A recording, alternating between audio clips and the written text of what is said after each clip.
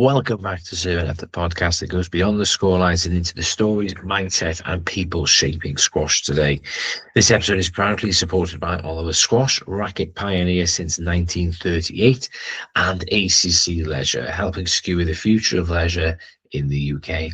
Today, I'm joined by Grace Gear, professional player, coach, and one of the most influential and authentic voices in the modern game.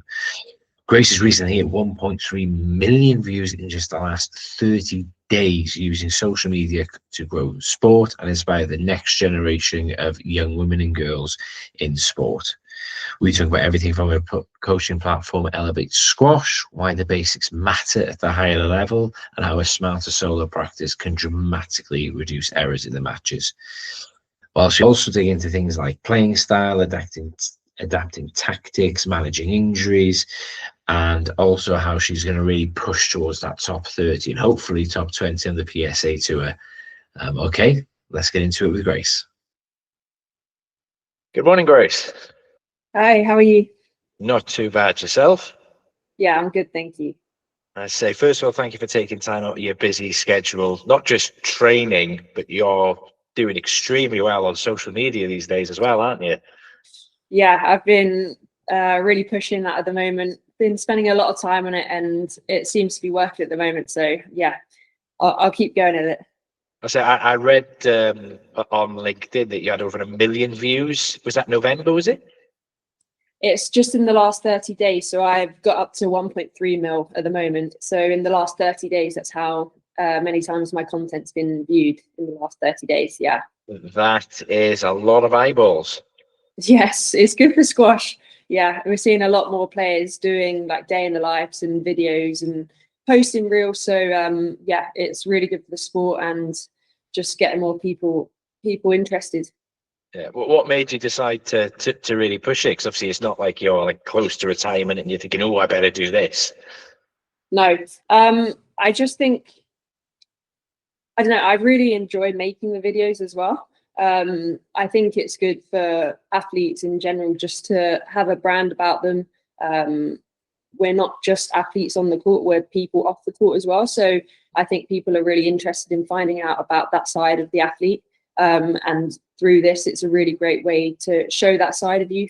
And it's good for obviously getting brand deals or sponsorships. It's great for getting your name out there. And yeah, overall, I just think it's really great for the sport. Has it helped you at all with your squash on the court with matches as well, do you think? I wouldn't say it's helped on court. It's made me really think about different drills to do, actually, maybe try new stuff on court. I'm not sure if I'd say it's like helping, but yeah, it's definitely making me think about squashing like a different way, trying to make it a lot more fun on court, because obviously that would be better to watch in the reels and stuff, and just trying new drills like quick hands, and I'm doing a lot more of that kind of stuff, but I'm trying to keep it a lot to what I'm already doing, because I don't want to distract from the fact that I am training, and pro squash is first and foremost. And if I can record and bring people along on the journey and film a few things, that would be great to do as well. But yeah, I don't want to distract myself too much, but yeah, I'm enjoying it. It's got to be good for your sort of like coaching catalog then, if you keep thinking of new drills. It's got to be great for that. Yeah, I keep needing to write them down in my notes app, because I'm just thinking of random things as we're going, and it's easy to forget them. But yeah, just trying to note them all down. And yeah, I have Elevate Squash, which is my coaching platform. So I'm working with squash players, normally like club players and juniors, to try and improve their squash. So having drills like that I can put on the app is really, really beneficial. Yeah, I was going to talk about it later, but we might as well talk about it now since you brought it up. You're doing something quite unique with the Elevate coaching, aren't you? With, like you say, with the app and coaching sort of a wide variety of players. Why did you just decide? Oh, excuse me. How did you decide to get into that? Yeah, I think it's important I don't want to think too far ahead, but as an athlete, obviously our careers are only a certain length of time. I think it's important to have something set up for post-career. I'm 27 at the moment, so I've got a good few years left, hopefully. But there's no harm in starting early. and building something now. So I really enjoy doing this kind of thing, trying to build something for myself. And yeah, I do some coaching in person at home anyway, so I really enjoy doing that kind of thing. But obviously when I go away to tournaments, that will stop. So I wanted to find a way to do it where I can take it away with me and I can carry on coaching when I'm away. What's the feedback been like from being able to have that sort of interaction with people even when you're away? Yeah, it's still really early days, but they're finding it really beneficial. Just being able to, like, obviously when I go away, normally they don't have access to me. Like, obviously they can message me, but it's not quite the same because I'm on court feeding normally. Whereas when I'm away, they're able to keep working on their game and they can just drop me a message and I can add something extra. So I'm kind of doing one-on-one kind of stuff. So I'll be programming someone like drills and workouts to do based off what they want to improve, what their goals are. Do you ever tell? Oh God, Karen. No, and then from that they follow the program and we just monitor it and keep a track of how they're doing and keep adjusting it based on what they're enjoying, because it's all about enjoyment first and foremost, but also what will be best for them to reach their goals. Have you ever had anybody say, I really want to work on, say, their backhand drops, and you're there going, you actually really need to work on this first?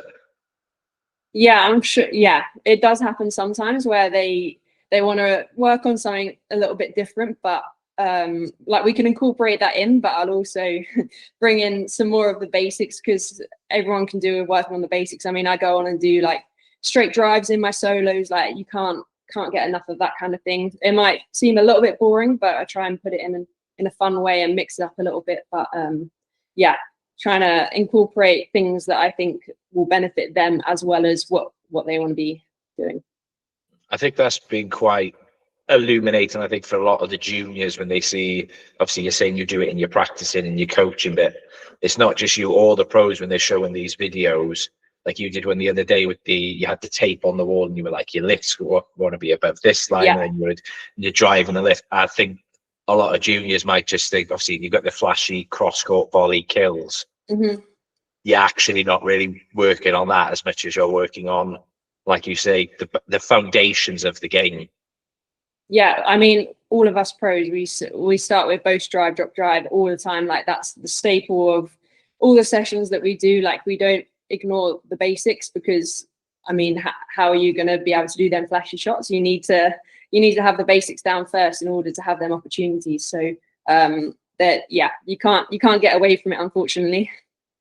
No, unfortunately not. Unfortunately not. I say, well, I want to go back in time now because you've got one of the more unique ways of getting into squash. I believe, from the stories I know, it's got to be one of the weirdest ways of getting into it. Yeah, it's typical for squash players to get into it through their parents playing, but neither of my parents play and neither play now either. So I got into it.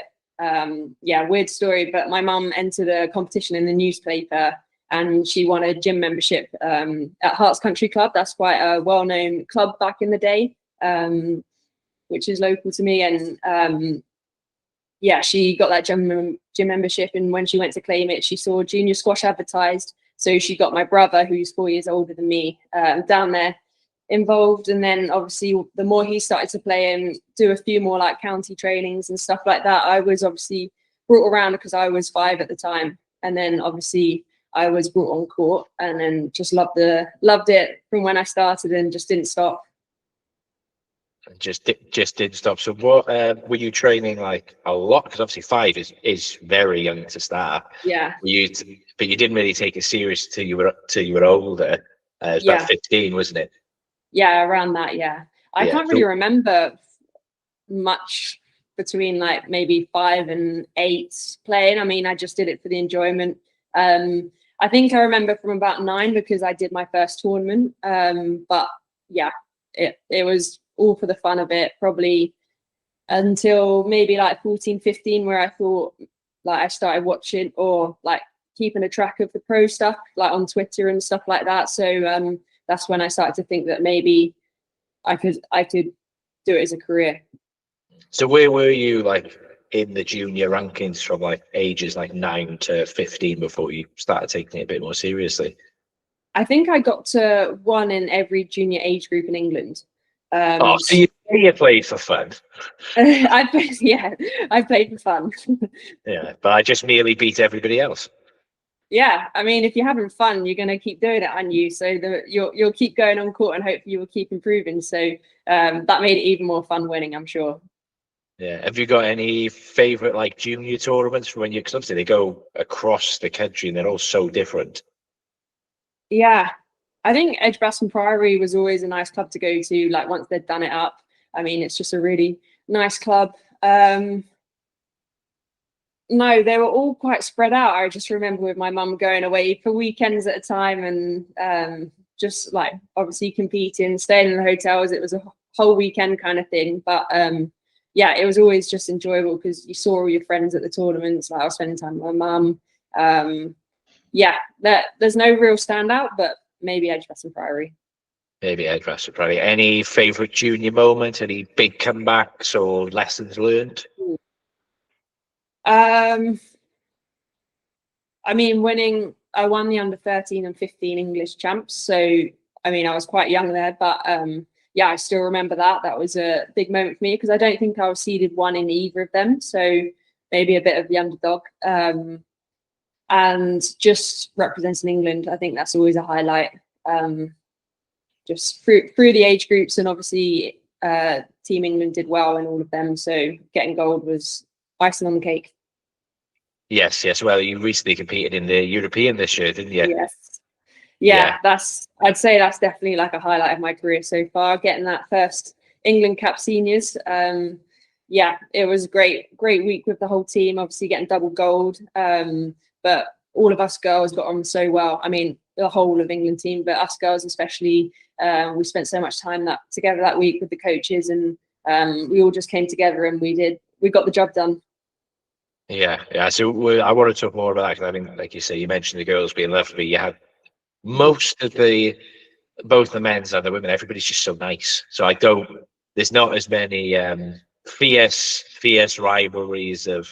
Like last week, I spoke to Nick, and he was saying how there was about a 3-year period where him and James didn't talk, which I don't think you'd get with anybody nowadays. But we'll talk about that a bit more because that is an incredible achievement. Obviously, like you say, it's your first cap for England as well, an extremely hard team to break into. Was there any, going back to your junior days, was there any times you sort of doubted you could go pro? I don't think so. My family's always been so supportive. Like it wasn't a case of like they were pressuring me to do something else, or I think we all just knew that was kind of the path that I wanted to take.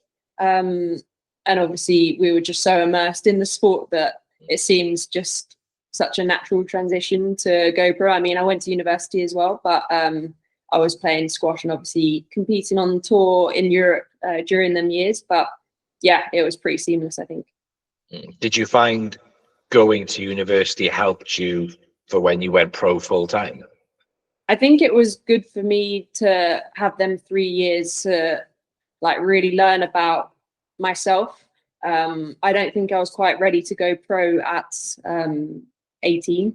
I didn't have quite the setup that I ended up having when I left uni. I thought I had a great team around me at, what is it, when you leave 21. Obviously I was still in touch with everyone when I was at university, but I just think I needed them extra few years to develop, and I had the best time at university. I met and made friends for life, who I'm still staying in contact with, and yeah, I just really enjoyed that time, and I don't think I'd change it. I think it's very similar to because I grew up with Joel, and obviously he did the very similar thing of went to uni, and then obviously now he's up to world number 4. But I think he'd say sort of a similar thing of not being ready and then pushing through. Obviously Ali Farag went to Harvard for 4 years and then obviously had his incredible career. Yeah, I think a lot of people don't quite realize just because you're not winning the World Juniors doesn't mean you can't. I mean, you're world number 36 at the moment. 40 at the moment, but I got up to 36. Yeah, got up to 36. Yeah, but it's not. you know, like you said, you're only 27. Yeah. You know, it's your prime is still, you know, the next. Well, if you play like Alison Waters, I mean, she was still playing until she was what, 37, 38, was it?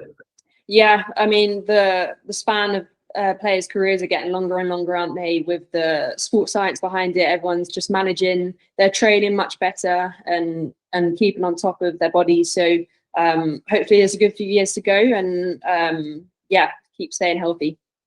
Keep staying healthy. So, what was those first few years after university on the pro scene like for you? Because you played like Kamami and you know you've played some of the great players. How was that like for you when you first started playing that, you know, those levels of players? Yeah, it was awesome. I was always looking forward to getting on court with a player like that. You can learn so much from experiencing that kind of pressure and match play. Yeah, I just think they put you under so much pressure, and they're just so accurate and consistent with their hitting that it just inspires you every time you come off court, wanting to put things that you've learned from that match into practice and try and level up so that you can be competing with them players on a more regular basis. What's like the biggest lessons like one of those losses have ever taught you? I think I played one of the top girls one time, and I did well. Like obviously not in game score, but I felt like I was in it, and there wasn't, you know, there's small things that obviously they do so well and they're consistent, but there's small changes that I can make. So I think I came off and it just gave me a bit of confidence because what I'm doing is I'm on the right path, but it's just sticking at it. And because it's obviously tough when you get them tough losses during the season, it can put doubt in your mind. But even through a loss like that, it gives you the confidence and it just boosts you for a good couple of months, I think. Yeah. Oh no, that's good to hear. You've won a few tournaments as well. Do Yes. you remember that? Yeah, big smile. Do you remember that first win and what it felt like? Yeah, that was unbelievable because I think it was final number 7 or something. So I'd been in 6 finals prior to that and lost all of them. And then it was lucky number 7 for me. It was up in Manchester. I remember it was a 5K. And it was amazing. I had my cousin there with me. I was staying with family who were up in Manchester. So it was really special, and just being able to say you've won a professional title is amazing. And I super proud of myself after that. Like you say, lucky number 7. How did your mindset change at all? Did you get to like final number 3 and 4 and thought, oh, you know, did any doubt creep into your mind at all? I don't think I realized how many finals I'd been into until after I'd won, and then I looked back at the stats. So I'm kind of glad I I looked at it like that. Otherwise, I could have psyched myself out a little bit, I'm sure. But I didn't really pay attention to those stats at the time. No. Oh well, I mean that's probably a good thing though, because you know, get into your head and affect you. So when you knew that they're going into your next final, you're like, right, we're gonna have 6 final wins in a row instead. Yeah, I think I made the next final like a couple of weeks later, and then I lost to, I think it was Georgia, who I beat in Manchester final. I think we played each other in 3 finals in like just over a month that period. We were playing each other a lot, but yeah, it definitely gives you confidence going into the next one, and yeah, you just try and take that momentum on with you. Is Georgia Adderley, is she like your sort of nemesis at the moment then? Because obviously she's all like 22, 25 as well, so you're quite close in the rankings. Yeah, we haven't played each other in a long time. Maybe back in the day, she was the nemesis. I think we played each other so many times within a span of like a year, because we were so closely ranked and just playing the same tournaments. But not so much now, no. No, so kind of hard no, because she again, like we mentioned, she's lovely, isn't she? Yeah, yeah, we get on really well. Was so going into, I want to go a bit more into your play style now. How would you sort of sum up your playing style in just 3 words? Attacking. Oh, it's difficult, that one. Sometimes random. we'll just put random then. And then last one, drops. I love a drop. Drops. Yeah, I love a drop. You love a drop. Well, attacking. So attacking, random, and drop. How is your play style sort of changed then from juniors to now and over the last couple of years? Yeah, over the last couple of years, I've been working on my fitness a lot and just movement on court. So trying to keep backing up. So obviously I'm very attacking with my gameplay, but then like to be able to keep doing that and like covering the court after, because obviously when you attack, it doesn't always go right, does it? It might open up the court a little bit, especially if it's a bit random. But yeah, I've just been working on that quite a lot, and I think I made good strides over the past year with that. Yeah. Was there anything that triggered you to think I really need to work on this on the court coverage side of things, or was it just a natural part that came up? I think I was working with a coach at the time, and that was like a key thing that we were trying to work on. His very physical style of training. So I made good progress in that block, and I've tried to continue that because it had a good effect on my game. So it's just something that I think all players, I mean, every player on tour now is getting super fit quick. So you're just trying to stay on top of that and not fall behind and get ahead of everyone. Was there any big things your coach had to change? And by big, I mean like, so when I spoke to Nick Matthew, he said how his backhand used to look like he was sitting on the toilet. So he had to totally re-change how he played his backhand shot. So he just won the British Junior, and his coach was like, "We need to change this." Did you have anything massive like that to change at all? I don't think so. Well, people might say otherwise. I might need to, but I haven't been working on anything huge. You know, it's just little changes. But yeah, I mean, I'm sure everyone has an opinion, don't they? So for you, then, it is really going to be that court coverage, the speed, the fitness, and the backing up the attacking shots. Yeah, I think it's just bringing it all together. I think like I've got good shots, and it's just bringing it all together within a match and playing things at the right time, and obviously the intensity. It makes it sound easy, doesn't it? When you say it, well, it doesn't sound easy at all. But yeah, just trying to bring it all together and then up that intensity. Keep up in it, because I mean the players at the top are playing at a ferocious pace, aren't they? Yeah, and I don't think people appreciate quite how much faster it is in person than it is on when you watch it on Squash TV. It is that much faster.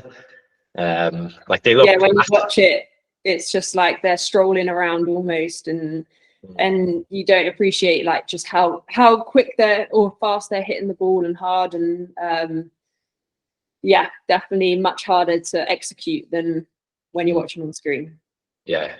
I mean, is there anything? So when you go into a game plan against, say Georgia, obviously very close at the moment, how do you go into that sort of preparing for what you're going to do, what she's going to do? Are you trying to impose yourself? Are you trying to counteract what she does well?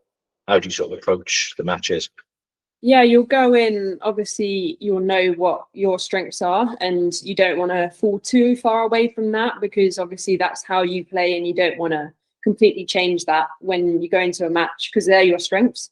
But you'd also look at their game and see what their strengths and weaknesses are, because you'd want to include or start playing to their weaknesses so that you've got the upper edge, but also be wary of their strengths so that you can counter attack it, basically. So yeah, it's, some people describe squash as like physical chess, and you're just trying to move all the pieces around on court and counter attack and attack, and yeah, just trying to stay on top of it. But obviously your game plan needs to change throughout the match, because obviously their game plan is going to be adapting as well. So you can't go in with just one idea and then try and play that the whole match. You have to keep adapting.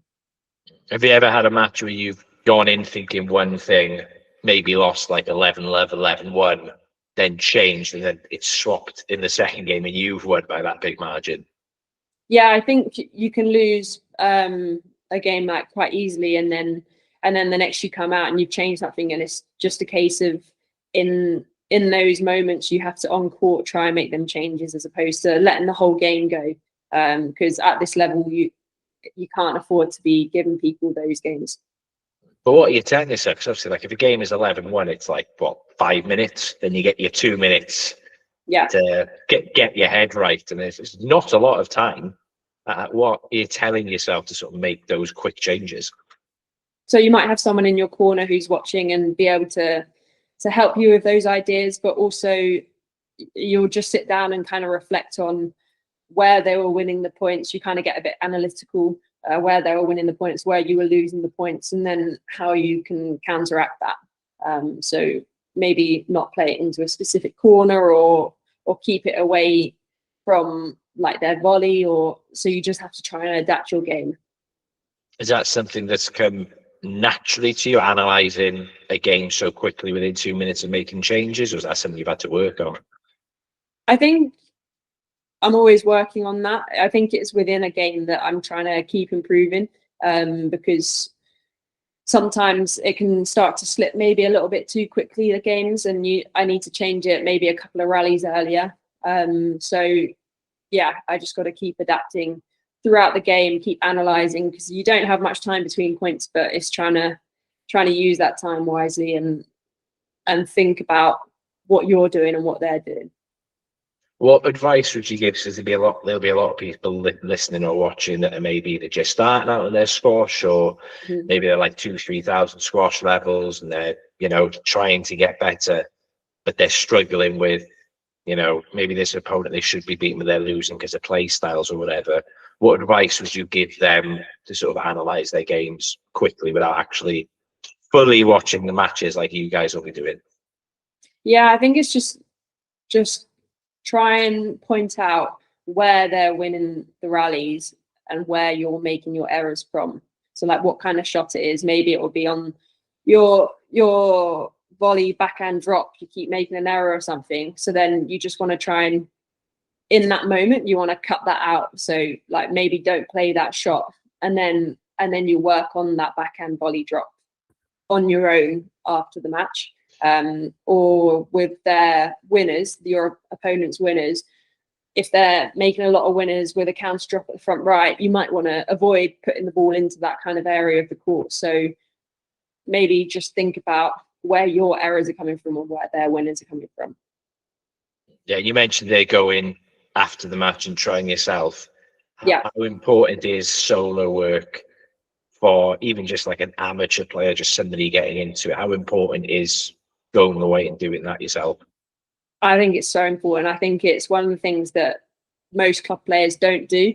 I think they just rock up and for their match and just go on, play the match, and then next time they'll be on court is for, maybe they'll do some team training as well, or it will be for their next match or a team match. But I think it's so important. Even if you do one a week, I think you'll feel such a difference in your game. Just feeling much more comfortable on court, and just being able to think about what you're trying to do with your game, because in a match it can sometimes be a bit frantic and you turn into a bit of hit and run. Whereas if you do a solo, you can think about things and maybe start to get that muscle memory ingrained, and you'll be able to make changes in your matches a lot more easily. Have you got a few favourite solo drills you can sort of easily explain to people? Yeah, I mean, I said at the start that I always do drives to myself. I just find it's quite therapeutic, just being able to keep playing the drives to yourself at the back of the court. But I always put a target out, so you don't want to just be doing it aimlessly. Put a target out and mix up the heights that you're playing the ball at. So you want to lift a few. You might want to play some a bit lower on the front wall, but then also from those shots, you might want to try and play a boast or a drop if you've got an opening at the back of the court, just to keep mixing it up, because you want to be able to play those shots from the same position. So it's good just to practice that from the back of the court. And any other favourites other than the length for people to work on? Yeah, popular. I like a drive cross. Drive cross, and then what, keep it going as well. Yeah, try to, but then obviously you want to be able to hit a good shot. So if you can't carry it on, that's fine. Just pick it up and go again. But yeah, drive cross, and then you repeat on the other side. So you keep changing sides. It just gets you moving a little bit, and like practicing the cross court from the back, because obviously you don't want to be crossing onto someone's volley. And if you don't do much solo practice or training and you're just playing matches, then I think it's a really important shot to be practicing on your own. Yeah, especially to get it that width so that they're not, Yeah. you know, as you probably just do a volley drop, wouldn't you, if I cross court and it wasn't wide Yeah. I want to talk about some of the, you know, 'cause every athlete has challenges. What's sort of been like the hardest chapter of your squash career so far? I think it's just been different aspects. So probably around 2020, I always struggled a bit with some niggles and stuff like that. So I constantly felt like I had niggles and injuries. So that was really tough because I couldn't get a proper block in of training. And obviously during that time, there weren't too many competitions. So it was tough because there was like no distraction. I was just constantly injured. I think another period that was difficult was when I first started getting into the bigger events, not in the new platinums, but the old platinums a few years ago, where it was a 48 draw. It was tough just going into events like that and then losing first round. So a lot of first round losses. So I wasn't getting many wins under my belt once I started getting in them big tournaments. But it's just going away and staying confident and seeing the progress that you're making it against these girls that are higher ranked than you, and just trying to put into practice what you're learning. So how would you judge making progress? Because sometimes you could have a game where you lost, say, 11-5, 11-5, 11-5. Maybe next time you thought you played better, but it was 11-3, 11-3, 11-3. How would you judge that making progress? You can kind of feel it on court. You can feel if you're playing a little bit better. Obviously, that's not a very easy thing to do, and it's quite subjective. But yeah, I think it's just if you watch back the match and you know that you're putting into practice what your game plan is. So I think that's the main thing. If I go into a match and I've got a thorough game plan and I'm executing it, but then they were just better on the day, or I messed up a little bit, so then they got the win. It's just knowing that I did execute that game plan well, and I just need to keep working on the basics, really, just to keep upping my level, because being able to execute a game plan is quite difficult, obviously, if you're playing lots of different people. I mean, it sounds like you've always sort of had that mindset, that growth mindset. I spoke with Jesse Engelbrecht, the sport mind guru, and he spoke a lot about it. Are you constantly working on that mindset and the growth and the mental side of the game? I'm working on it myself. I don't work with a sports psych at all. But yeah, it's just trying to stay positive in everything you do. Being negative doesn't really get you anywhere. You know, it doesn't help you. So it's just trying to, if you do get into that mindset, trying to flip it and see the positive from it, because when you're playing good squash, you're a confident player. So you want to bring that confidence into all areas of your training and just become a confident player overall. Is there any exercises you do to improve your mindset that you could share? I'm soon going to be working with a sports psych, but I haven't been at the moment. I think it's just about seeing the glass half full as opposed to half empty. Just trying to see the positives in everything that you're doing, and knowing that if you're putting the work in, that the results will come. Is getting that sport psych in, is that just a recognition of that's another part of your game you want to work and improve on? Yeah, definitely. I think it's such an important aspect. So it's often overlooked, and obviously I haven't worked with anyone in that area. I think it can be the difference between winning and losing a match, for sure, when it comes down to them critical points in a match. And obviously it will just help you in all aspects of your training and life, really, because it just gives you a different outlook on what you're doing, and it gives you kind of a plan and focus with everything. Obviously, I'm not working with anyone at the moment, so I'll be able to tell you a bit more once I start working with someone. But that's the reason I want to start working with someone, for sure. No, I mean, that's admirable to, like you say, some people ignore it, or some, the olden days, it's weak to talk to somebody, or obviously now people have learned actually it's such an important side of every single sport, not just squash, that working on it is actually a strong thing to do. Is that something you tell a younger Grace? Is there any sort of mental things you've learned now that you wish younger Grace had known? I think it's just keeping positive and maybe starting earlier with a sports psych. Because obviously, hopefully I'll be getting some benefits from working with the sports psych, and they'll give me some things to work on that can translate into more wins on tour. But I think it's just obviously during them tough times, it's hard to stay positive, but it's hindsight now. It's keep positive and keep working hard. So, like, at the moment, what are you telling yourself during, if it's 8-all in the 5th, or you're down a couple of match balls, maybe, what are you currently, what's that inner voice in your head saying at the moment? It's probably keep pushing. They're going to be feeling like stressed as well. Obviously, you'll know what it's like when you go match ball up, but it's a tight game. It's not over until it's over. Obviously, they're going to be having thoughts of doubt in their mind as well. So it's just keep pushing, make it tough, don't give it easy to them. And it's not over until it's over.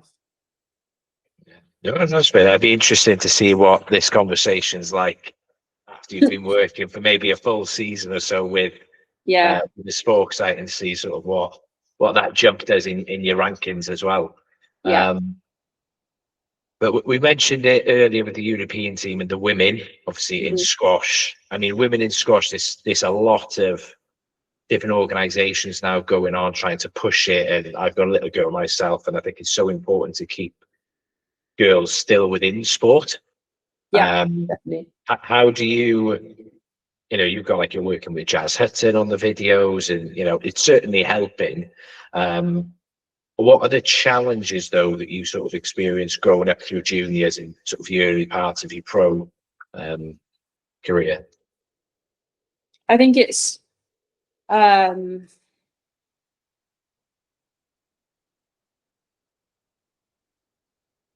it's difficult because obviously, like, you see, like, whenever I go to the junior tournaments, you'll see the boys events all the way up to the 19s, full draw, and there's a reserve list. Where you see, like, some of the girls being pulled up, pulled down, or maybe it's a couple of groups and then they play their finals.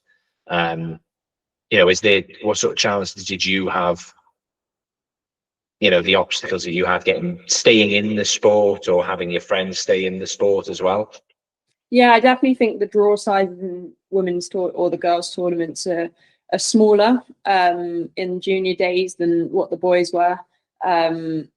I think it's a case of just less girls playing sport in general, and obviously squash is on the smaller side of the sport, so it will probably just get less players playing. But I definitely think seeing, like, videos where women and girls are playing sport, not just necessarily squash, but just sport in general, and gym videos, and it will hopefully inspire them to keep playing and get involved and not be intimidated by playing a sport, and hopefully it will encourage more girls to be entering squash tournaments, but just being active in general and enjoying doing PE at school. Because I remember when I was at school, people used to hate it. It was one of their least favorite lessons at school. But hopefully with this exposure online and on social media, that it will just change their outlook on how they view sport and fitness, and it will just encourage them to participate. I think that's quite a poignant thing that you said there, that seeing other people, it's like, I don't want to say permission, but is that a case of, well, I have seen her do it, why can't I do it? Yeah. Do you think there's anything specifically that, like the PSA or England Squash or any of the other British organisations could do to help push the women and girls involvement? I think there's already like a women's squash week going on, and I see England Squash posting reels with like a women's squash day or like a training session. So I think it's already been done, but I think it's just increasing how often they're putting women on their videos, and I think they're already doing a really good job. So I don't necessarily think it's down to them. I think it's down to everyone else, and just the exposure of women athletes like me being able to post things and inspire other people to, or other girls to be doing stuff like I am, and hopefully they'll enjoy it just as much as I do. Yeah, no. I said there's a lot being done, and I agree. Maybe it probably is just building on the foundations that's already there. You've got organisations like Girls in Motion, run by Sally Archibald, who recently won England Squash's diversity championship this year. So yeah, there's recognition going in there as well. How did you, growing up, you mentioned like playing the boys, how did sort of the full-grown men react when like a 15-year-old Grace was beating them 3-0? I know, they never enjoy it, do they? They're never a fan of it, and I still get it now, I'm sure. But back then I didn't really think about it too much. I just loved sport so much, and squash, but that I just played whoever was in front of me. I'm sure they thought about it a lot more than I did, but it didn't put me up at all. Maybe even encouraged me to play better. As I say, I think it certainly is an encouragement if you're like a 15-year-old girl beating a full-grown man, like in a proper game of squash as well, not just like beginners. Do you think it's any easier for them now that they can at least reconcile the fact that you are like a top 40 player in the world and a professional? Yeah, I'm sure they won't mind as much losing, but I still get the comments of people saying they beat me when I was like 13 or 14, like that's their claim to fame. I think people do that. Yeah, I think people do that with everything. There's a gentleman who works for Squash Wales who had never lost to Joel in the juniors, and they'd never played as an adult. So he's like, I must be world number 3. I must be world number 3. Literally, people do that all the time. So going off court now, obviously you're not just doing squash, you're not just training. What passions and hobbies are you doing out that are not squash related at all? Oh, does take up a lot of the time, but I can imagine. Training and stuff. I don't know. I just love watching or binging a Netflix series or any series in general. We get a lot of free time when we're at tournaments and in between sessions, so I could easily spend all of that watching TV. But try not to. I try to be a bit more productive. But I've got a dog. I've got a golden retriever, so spending time with her, taking her out. Yeah, I don't bake very often, but I love it when I do it. But it's always hard when there's always so much food left after baking. So try and give it away to coaches and stuff. So they always like me after that. Yeah, not too much. Just seeing friends really.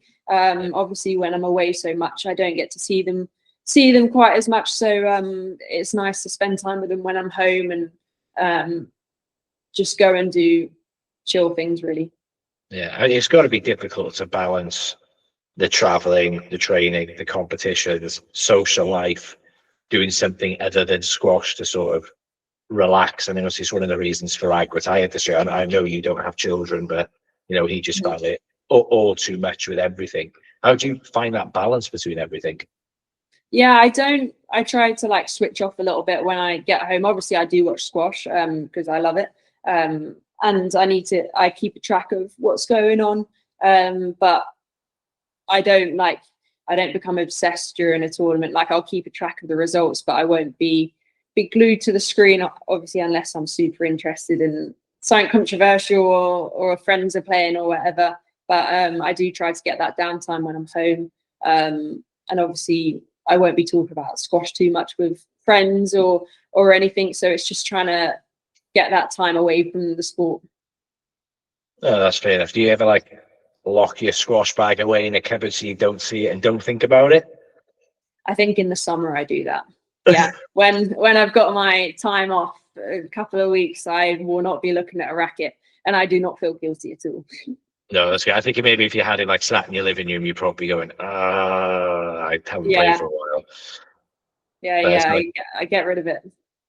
Get rid of it. Is there anything people would be surprised to learn about you off the court, other than the master chef in the kitchen? No, I don't think No? so. I can No? juggle. I mean, Can you I juggle can do the squash racket? Rubik's Cube. Oh, I haven't tried that. No, Because I that'd think be that an would be impressive. difficult because you'd have Yeah, to flip it as well to get the grip each time. Yeah, but if you could, Yeah. imagine that they walk on saying, "Please welcome to the court, grey ski," and you're just there with 3 rackets juggling them. I'm going to start trying, and if I manage it, I'll tag you in the reel. Because Yeah, I will definitely be posting that. Yeah, that would be an incredible. That should be your walk on now. That should be your walk on. Imagine You have to walk during it as well. That's even harder. I thought I'd just stand there. That would just practicing, or that'd be a hell of a flex if, like, you went on in court with, say, Hamami, went, "Give me a racket," and you started juggling with both your rackets. Yeah, that's true. The content Squash TV is missing out on now. Yeah, they'd definitely post that, I'm sure. Yeah. Oh, yeah. I think they'd be all over that. I do want to get more into your socials, because obviously I know we spoke about it at the start, but you are doing fantastic work with it. Before we get into that, though, I want to do a quick fire segment now. Just the first thing that pops into you. Okay. Okay. Don't think about it too hard. They're all nice and easy questions. Cross court nick winner or boast winner? Cross court nick. Glass court or wooden floor? Do you mean glass floor? Well, yeah, nowadays it's the full glass, full floor and everything. So, yeah, glass floor or wooden floor? Wooden floor. Said with disdain. Favorite city? Oh, Melbourne came to mind straight away. I don't know why, but yeah. Most challenging opponent so far? Georgia came to mind because we've been speaking about her, I guess. Favorite recovery meal? Pasta. Just plain pasta? Chicken pasta, tomato sauce. One word to describe your 2025. Oh, exciting. The biggest lesson that you have learned from a loss? Motivation.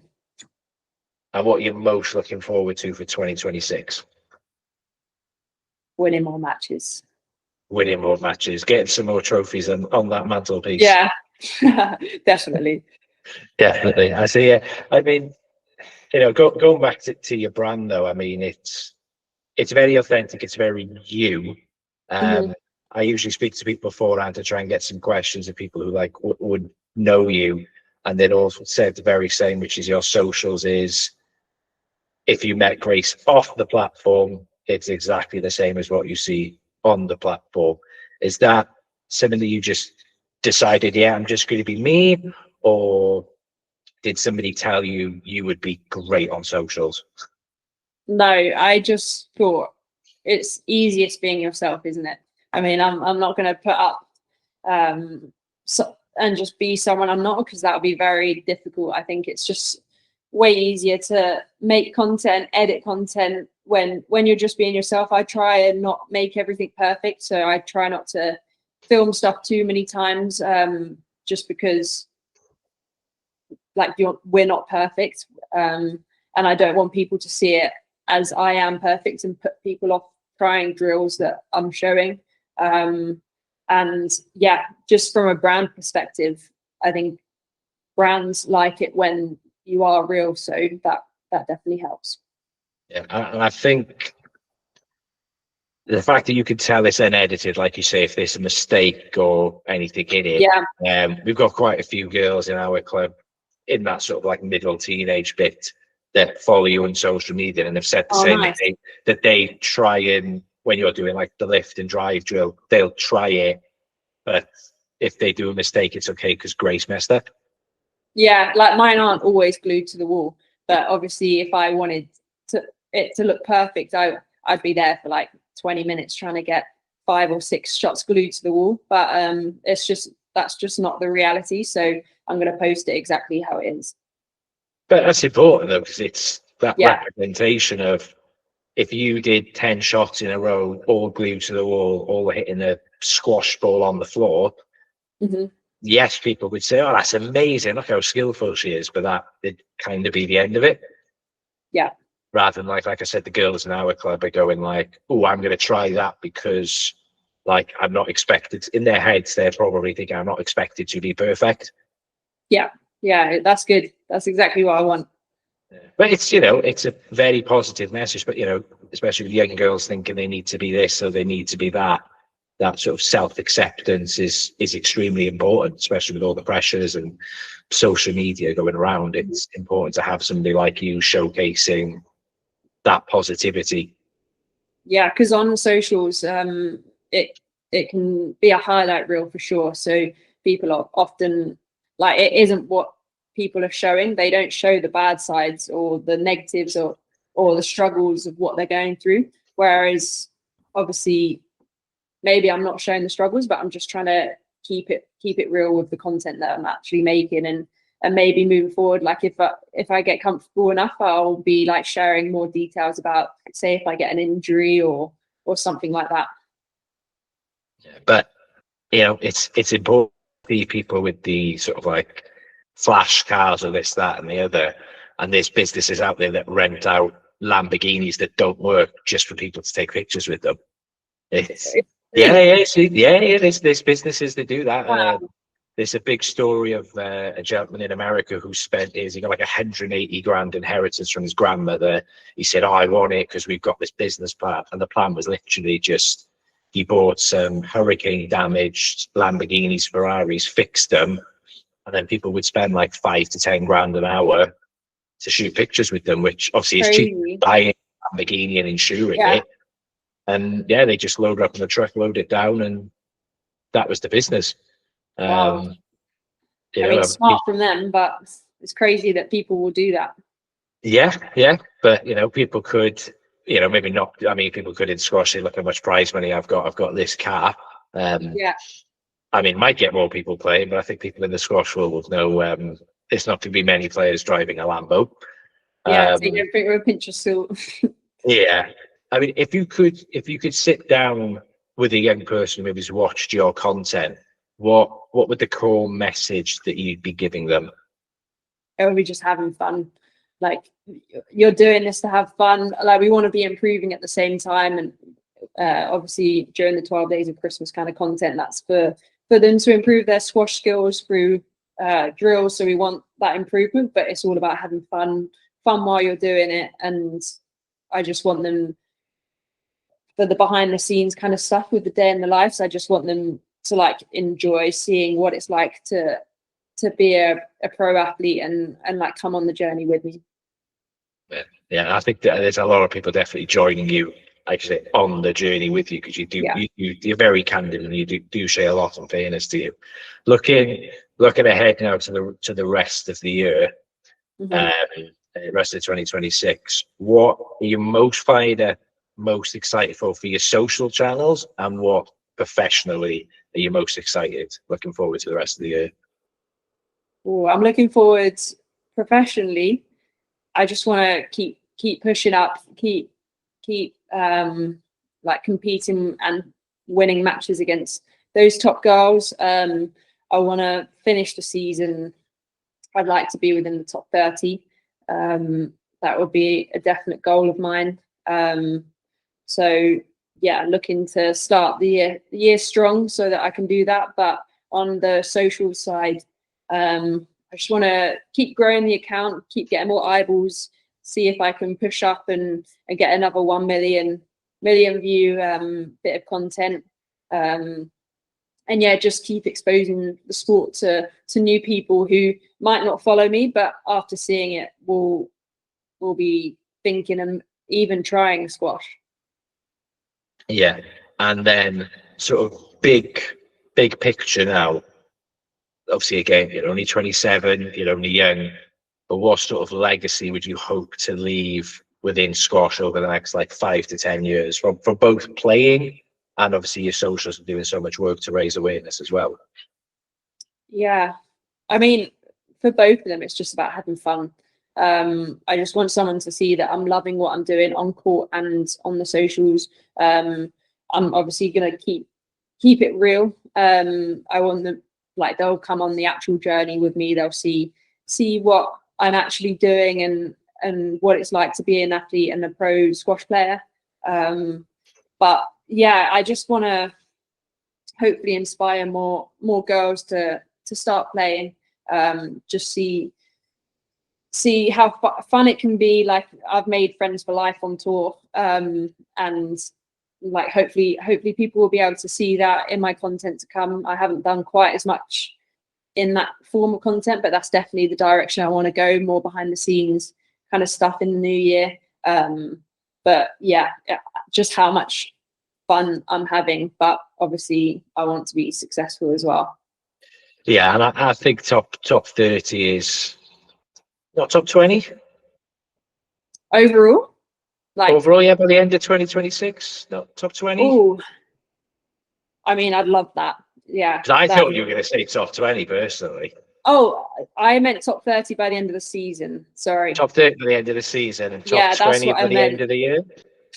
Yeah, we'll go with that. Yeah, that's a good goal. Yeah, I just, obviously how everything's sort of shaping up and developing. I thought that's what you're going to say, and that's what I hope and think you'll sort of get to towards the end of the season as well. Yeah. Sorry, I was on about the end of the season. But yeah, top 20 by the end of the year. That would be awesome. Because that would really push you into that Olympics conversation then, wouldn't it? If you got to that top 20, be 18 months out, obviously we have no idea how they're going to do the criteria yet. Mm-hmm. But that's going to be a big goal, I imagine, for you. Yeah, 100%. I think every squash player is aiming for that, and if they say they're not, I wouldn't believe them. Like, it's obviously, I grew up watching the Olympics and loved it, and obviously always wanted to be a part of it. So yeah, just any event like that, I'd love to compete in. Even the Commonwealth Games, I want to experience those kind of athlete villages where it's not just squash. I think that's a really cool experience. But yeah, the Olympics is, that would be the ultimate goal. Will you go even if you're not in it? It's in LA, isn't it? Yeah, it's in a Universal. Yeah, I'm not sure. I don't know. I'll be definitely tuning in. I just don't know if I'd actually be there. Yeah, I dread to think how much if I wasn't competing. Yeah. If he was like, say, hopefully top 20, and then it's a case of 12, 18 months. I think it's a 16-person draw at the moment, isn't it? And then is it 1 or 2 per country, something like that, isn't it? Yeah, we have no idea at the moment still. They haven't disclosed it. No, so it'll be, I mean, if it's 1 or 2 per nation, I mean, there's going to be a lot of Egyptians, unfortunately, dropping out just due to who's at the top. But yeah, that's something for them to worry about. You don't need to worry about that. Yeah. And then to sign off, is there anything you want to say to people who've followed you before your 1 million views in 30 days, the people who followed you from the start on your socials and your career? Is there anything you want to, any messages you want to give them? Yeah, thanks for joining me on the journey. I hope you're enjoying it. I mean, I am myself, and excited to see what next year holds, and I'll definitely be trying to take everyone on that journey with me, and hopefully they continue enjoying it. Well, I'm sure they'll be enjoying it as much as I am, and thank you very, very much for your time, Grace. No worries. Thank you for having me. No worries. Take care. Bye. Thanks. Bye.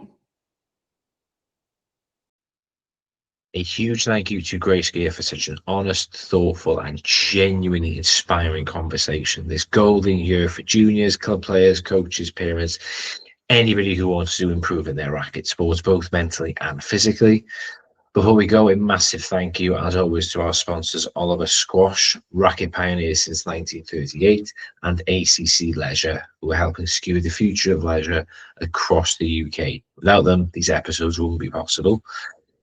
If you liked this episode, please make sure you subscribe, leave a rating, and share it with someone who you think would love it as well. Next week, I'm joined by Paul Bell, Scottish squash elite performance coach, for a deep dive into player pathways, how to help grow your club, player development, and what it takes to produce world-class performers. Until then, keep learning, enjoying your game, and we'll see you next time on Surveyor.